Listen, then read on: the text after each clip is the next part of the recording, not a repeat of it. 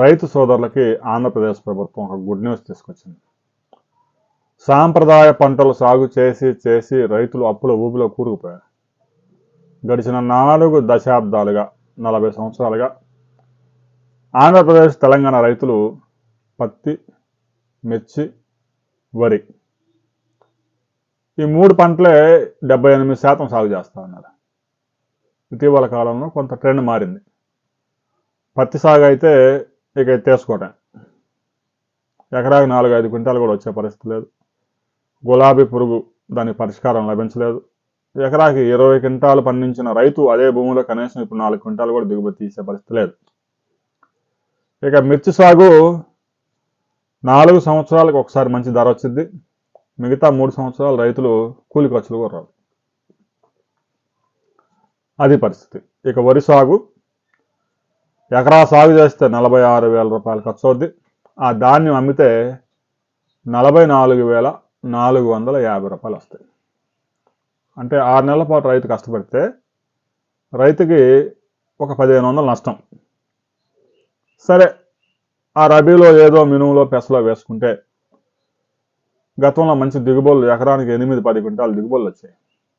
ఒక 2 సార్లు పిచికారి చేస్తే. ప్రస్తుతం విపరీతమైన చీడపీడలు కనీసం 6-7 సార్లు ఎకరాకి 10,000 రూపాయల పైగా పురుగు మందులు పిచికారి చేస్తేనే ఒక ఎకరాకి 5 క్వింటాలు దిగుబడులు వస్తూ ఉన్నాయి. సరే, 8,000 రూపాయలకు అమ్ముకున్నా కూడా ఒక 45,000 రూపాయల ఆదాయం వచ్చే అవకాశం, 24,000 ఖర్చులు అవుతాయి, ఒక 20,000 మిగిలే అవకాశం ఉంది. ఈ పంటలతో విసిగి వేసారిపోయిన రైతులకి ఇటీవల కాలంలో కేంద్ర రాష్ట్ర ప్రభుత్వాలు రైతుల ఆదాయం పెంచేందుకు, ముఖ్యంగా మార్కెట్లో డిమాండ్ ఉన్న పంటలను గుర్తించి ప్రజల ఆహార అలవాట్లు ఎలాగైతే చేంజ్ అవుతున్నాయో ఆ ఆహారపు అలవాట్లకు అనుగుణంగా ఆ పంటలు పండించేందుకు కేంద్ర రాష్ట్ర ప్రభుత్వాలు పూర్వోదయ పథకాన్ని తీసుకొచ్చాయి. కేంద్ర ప్రభుత్వం 90% ఇస్తుంది, రాష్ట్ర ప్రభుత్వం 10% యాడ్ చేసి ఉద్యాన పంటల సాగుని ప్రోత్సహించే పథకం.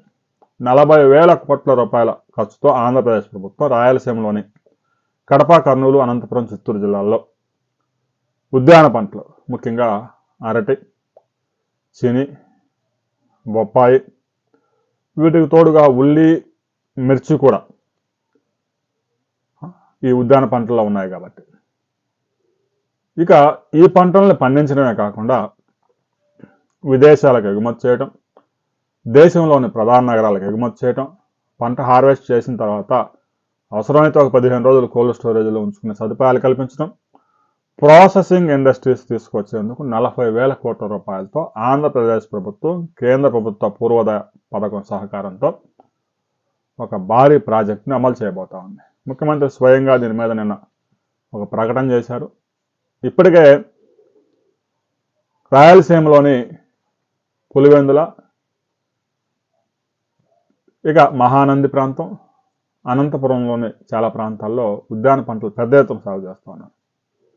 అయితే ఢిల్లీ, ముంబై లాంటి నగరాల్లో కేజీ అరటి 70-80 రూపాయల ధర ఉన్నా కూడా ఇక్కడ దళారులు కేజీ 5 రూపాయలకు కూడా కొనుగోలు చేయడం లేదు. రైతులు నేరుగా ఢిల్లీకి తీసుకెళ్ళి, ముంబైకి తీసుకెళ్ళి అమ్ముకునే పరిస్థితి ఉండదు. మధ్యలో ఒక వ్యాపారం అనేవాడు ఉండాల్సిందే.